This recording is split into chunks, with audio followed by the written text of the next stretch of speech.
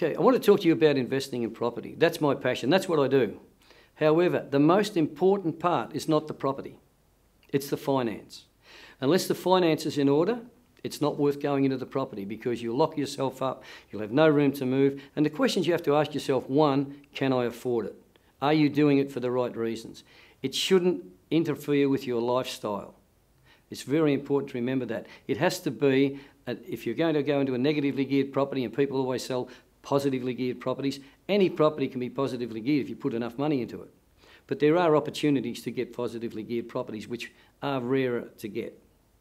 Now, once we establish that, what about we look at your finances, consolidate your debt perhaps? Perhaps you think you can afford it, but you can't. But we can put you on a budget so that you can afford it.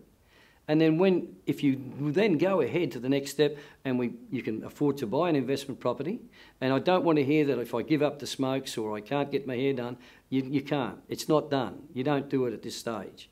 But we'll help you get on a budget for that stage. You also have to be aware that when you buy the investment property, that needs to be in a separate split. Now, when you get a loan, the banks call them splits. You'll have your house and land, or if it's a first home buyer, you've got that, then you have a split. The tax office want to see a complete separation between the investment property. You're not using that to pay the bills and other things. So we show you how to do that part of it.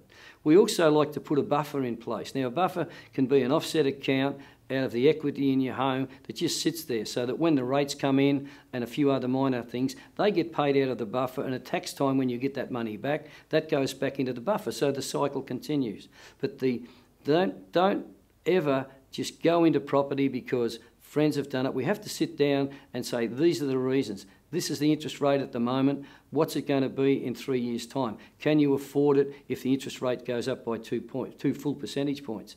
We go through all of that with you to make sure that you're not bogged down. Also, we like to finance it in the main breadwinner. So if the husband or the male partner is the main breadwinner, we don't like to, or if we can, if it's unnecessary, we don't want to tie up the partner's finances in with the property. So that if the kid's a crook or if one partner gets sick, it's only one partner. You can afford it with your lifestyle on one income. I hope that the information you've just received has given you more questions than answers. And that's what I do. We educate you to make sure that you understand the whole process. After all, it's your money. And by giving you all the education and all the tools, completely free of obligation, I believe that you'll want to do business with us.